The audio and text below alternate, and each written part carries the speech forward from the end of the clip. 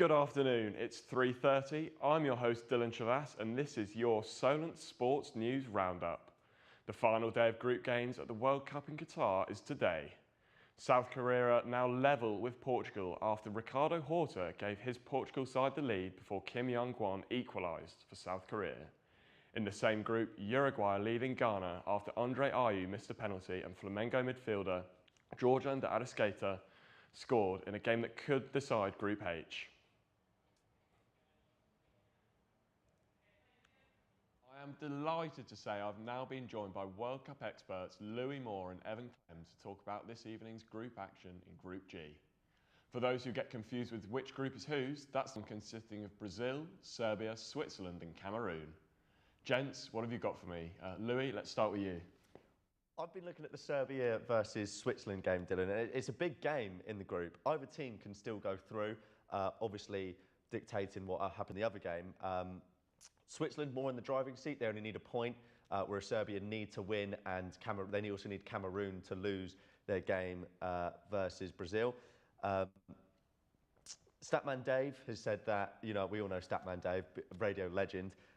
He said that Serbia were the team to look at during this World Cup, but they haven't really lived up to the expectations. They faced Switzerland in the last World Cup. Bit of trivia for you here. Oh, wow. Last time they played each other was in 2018 World Cup. In the group stages again, Switzerland were 1-0 down, came back from behind to win 2-1. Curtis for who in the last-minute winner? Oh, a last-minute winner from who? Yeah. I'm going to have to go for the big Serb himself, Fulham's main man, Alexander Mitrovic. You'd be wrong because he plays for Serbia. Switzerland came back from 1-0 down.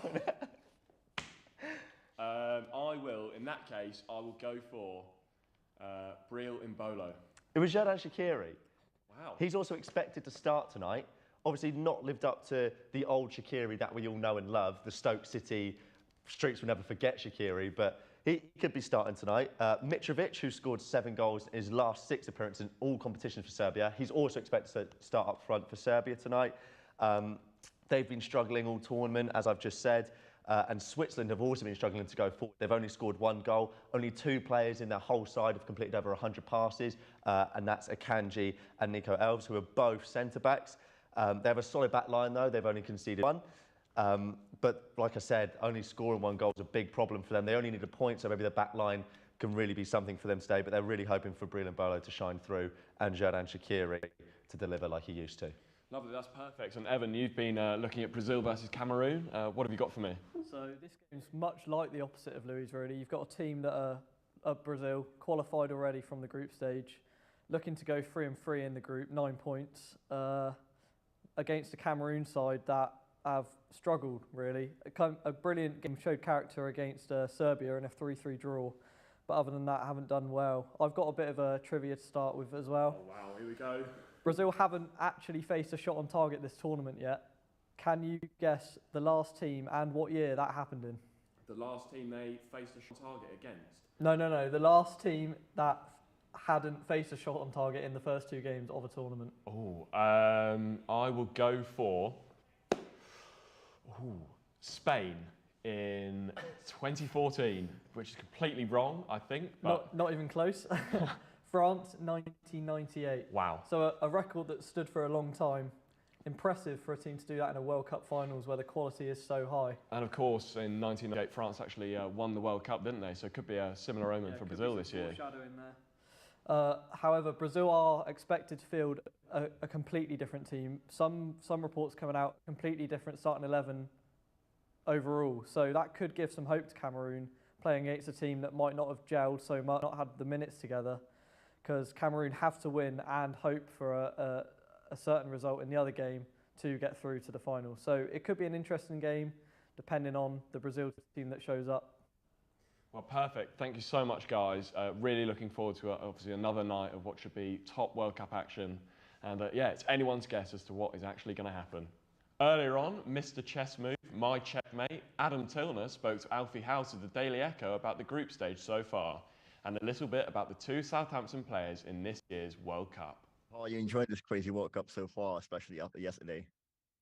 Yeah, do you know what? Yesterday was good fun, wasn't it? I mean, it's certainly for me, it's made me really realise that you definitely can't tamper with the group format. They want to change it to 3 team per group next World Cup, but when you have the drama of sort of Costa Rica and Spain going through in 1 minute and then all of a sudden it totally flips, it's you can't change that.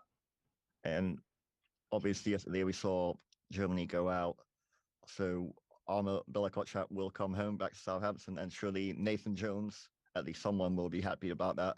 How important do you think the experience will be for Armel, and despite him not getting too much play time? Yeah, you're right. Look, he didn't get on the pitch at the World Cup. At the end of the day, he's only a 20-year-old defender, and it was a sort of a last-minute call-up for him anyway. But I think it'll be a massive experience for him just to have been part of that group.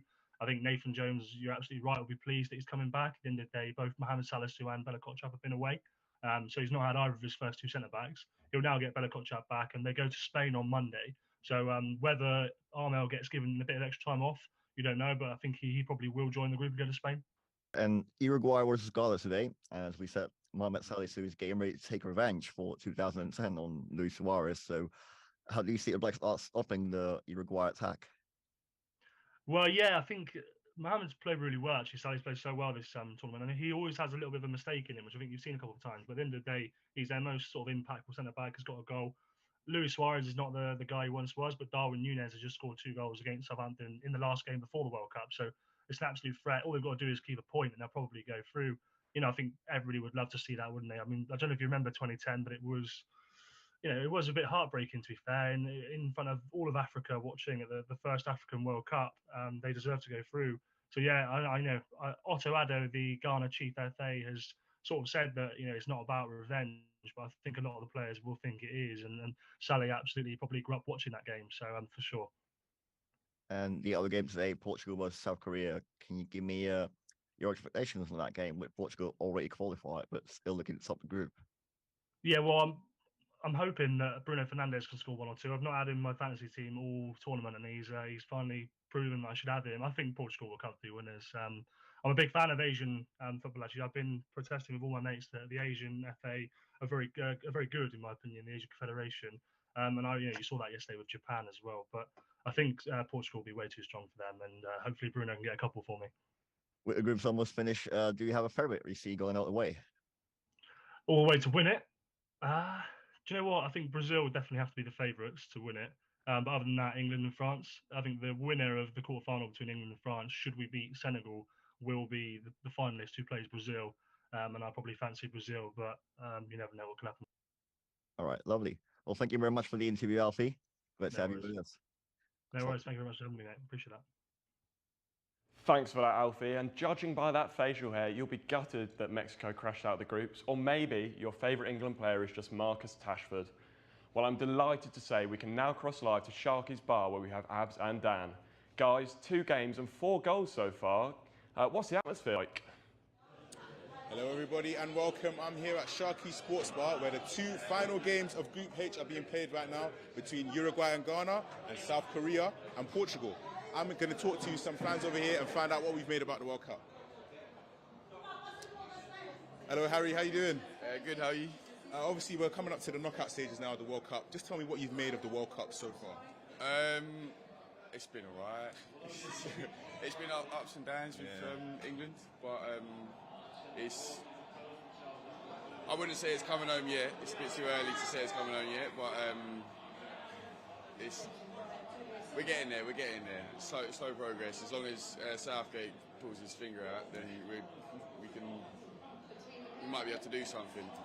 Obviously, there's been a lot of upsets coming in with Japan doing some good things over there in their group. Yeah. Quality. What do you think about the games today as well, then? Yeah, they've been alright. I'm kind of rooting for because of the upsets. I'm rooting for the underdogs, yeah, so I'm kind of rooting for Japan today. Also, Portugal, I think they've had too many wins recently, so yeah, I would like them to lose quite happily. Thank you for your time, Harry. Yeah, thank you. And now we're joined by Janelle, a Ghana fan. Okay, so what have you made of the game so far? Honestly, it's quite disappointing. Like, I just didn't expect this in the first half, but I'll still keep my fingers crossed and hold on to hope and hope that we can at least draw. So hopefully, it's not as terrible as it looks right now. Do you know what I mean? Obviously, you guys did miss a penalty earlier on. What are your thoughts about that? That it's just, I can't even believe it. Like, it seems like for this to happen like 12 years ago and happening again, the penalties, it's so heartbreaking. I can't even believe what I just witnessed, you know what I mean? Like, it seems surreal, but as I said, at this point, all I can do is just be optimistic and keep my fingers crossed. Yeah, so obviously the question is now, do you think you can turn it around in the second half? I'm looking to God right now, but I'm hoping so. Like, I really do hope so. Like, I hope so. Like, at this point, like, that's all I can do. Just keep my fingers crossed, pray and hope to God. But I still believe in the Black Stars. Like, no matter what, like, they're the team that I'll forever support, regardless. Like, 100% behind them. So, yeah, holding on to hope. I believe in them. I believe in them. Thank you for your time, Janelle.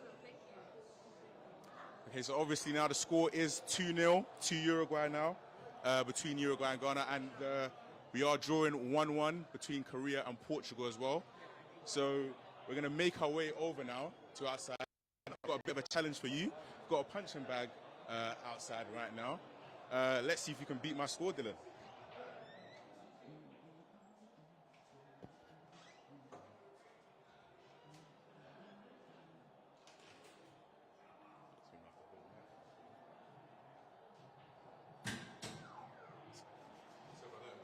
Let's hope I don't embarrass myself.